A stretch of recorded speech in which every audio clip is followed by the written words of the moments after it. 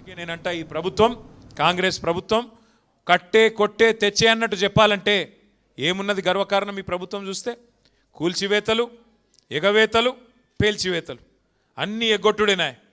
ఏమన్నాడు అన్నాడు రేవంత్ రెడ్డి గారు 420 హామీలు ఇచ్చిండు. అత్తలకు 4000, కోడళ్లకు 2,500 చెప్పిండా లేదా?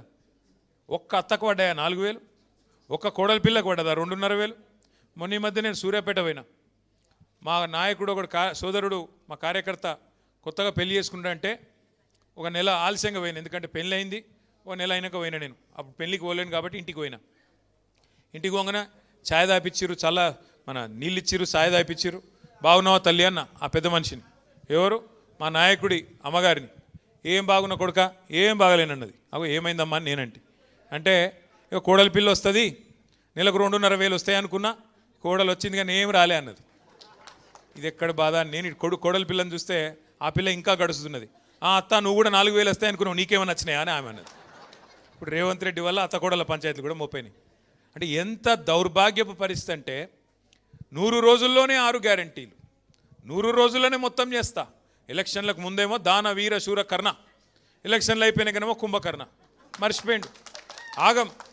అడిగినావు అనుకో గట్టిగా, ఏమయ్యా రేవంత్ రెడ్డి గారు మరి ఇన్ని నరికితివి కదా, ఆశాలకు 18,000 అంటివి, ఆశ చూపెడితివి, అందరికి ఏమేమో చెప్తివి, ఏమన్నా చేసినావో ఒక్కటన్నా చెప్పు ఏం సంగతి అంటే, ఎంత కండలు తిరిగిన వస్తాదైనా 3 నెలల పిల్లలు పుట్టిస్తాడా? ఇది ముఖ్యమంత్రి నోట్లకెళ్ళి వచ్చే మాటనా? ఇది మాకు తెలియదా? 3 నెలల పిల్లలు పుట్టరని మనకు తెలియదా? ఎవరికి కింద కూర్చున్న వాళ్ళకి ఎవరికి అర్థం కాదా? ముఖ్యమంత్రి నోట్లకెళ్ళి వచ్చే మాట. మరి ఎవడు చెప్పమన్నాడు నిన్ను? 90 రోజుల్లో చేస్తా, 99 రోజుల్లో చేస్తా. బాండ్ పేపర్లు ఎందుకు రాశారు? జేమ్స్ బాండ్ లెక్క. మీ ఆయన చెప్పింది కదా డిప్యూటీ సీఎం, భద్రంగా పెట్టుకోండి కార్డులు, భద్రంగా దాచిపెట్టుకోండి 90 రోజులు. మా వాళ్ళు వస్తారు, ఇప్పుడు ఎడబెట్టుకోవాలి మరి కార్డులు. ఏం చేసుకోవాలి కార్డులు? అంటే కమల్ హాసన్ను మించిన యాక్టింగులు చేసారు ఎలక్షన్లకు ముందేమో. ఇప్పుడేమో ఏమైనా అంటే 3 నెలల పిల్లలు పుట్టిస్తారా ఎవడన్నా అని మాట్లాడుతుండు. అయ్యా రేవంత్ రెడ్డి గారు, మాకు కూడా తెలుసు 9 నెలలకు పిల్లలు పుడతారు. కానీ నేను అడుగుతున్నా, 3 నెలలు ఎప్పుడో అయిపోయింది, 30 నెలలు పడ్డది. మరి 30 నెలలకు కూడా పిల్లలు పుట్టకపోతే నిన్నేమనాలి మరి? నేను అనలే సుమా మళ్ళేమనంటే నీ మీద నా మీద కేసు పెడతా. అంటే ఇంత చిల్లర మాటలు, ఇంత లేకి మాటలు బహుశా ఈ భారతదేశ చరిత్రలో ఏ ముఖ్యమంత్రి ఎన్నడూ మాట్లాడలే.